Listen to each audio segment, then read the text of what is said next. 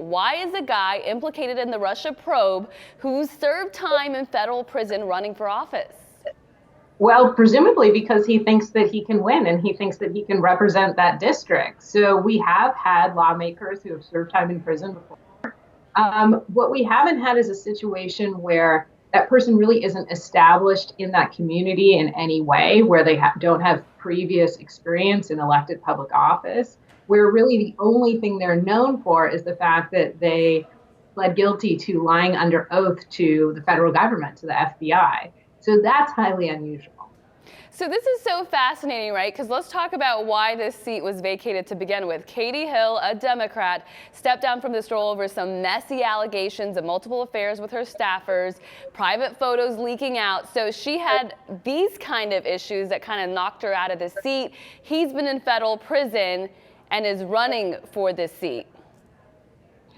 Right. Well, say those are obviously two very different types of allegations. When it comes to Katie Hill, what she admitted to was an extramarital affair with a campaign staffer, but not with a congressional staffer. That would be a violation of congressional ethics laws.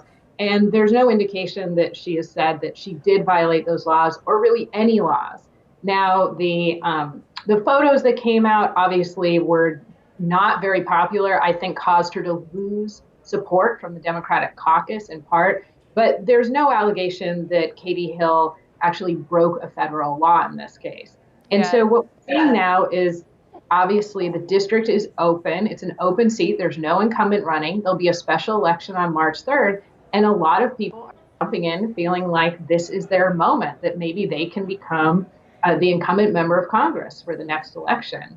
It's obviously very interesting to talk about someone like George Papadopoulos, but if you look at the registration numbers in that district, I really think that district is trending towards Democrats. And so Katie Hill famously unseated Representative Stephen King, who was a Republican. But if you look at the party registration numbers, I think that Democrats do have an advantage. And my guess is that we won't see someone like George Papadopoulos in the top two finishers after March 3rd. So let's talk about the other players in this. You just mentioned one of them, former Congressman Stephen King, who Katie Hill unseated. Is he someone that we should be watching in this race? Absolutely. So he was a representative he was a representative in that district. People know him. It was a close race in 2018. But if you look at the registration numbers, who would I think be the favorite at this point? It's Assemblywoman Christy Smith, who actually represents a big swath of that district in the state assembly. She's already sewn up a lot of the early endorsements. She essentially announced that she was running about 30 seconds after Katie Hill's resignation letter. And I think that she's also done a really good job of fundraising in the district, again, where people know her. So obviously, a former representative would be a big contender. But so would someone like Christy Smith, who's looking for, I think, the next step up and who already represents a big swath of that district and is known by the constituents. So as we're heading into the 2020 elections, a lot of the conversations that we're having is about whether certain areas will go from red to blue, from blue to red. What do you think this congressional race can mean for Republicans and Democrats? And could it predict the 2020 presidential election? No, I would say this one particular district is not going to predict the 2020 election, in part because there's so many peculiarities dealing with this district, in part because it's California, and California in many ways is not representative of the Electoral College. But it is a competitive district.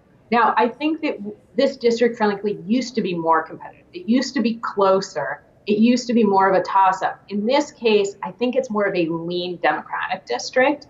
And I think that if you look at where the demographic shifts are going, that will only continue to be the case. So if you look at the fact that Democratic registration numbers are rising, that by comparison, Republican numbers are going down, it is a competitive race, but it has a Democratic advantage.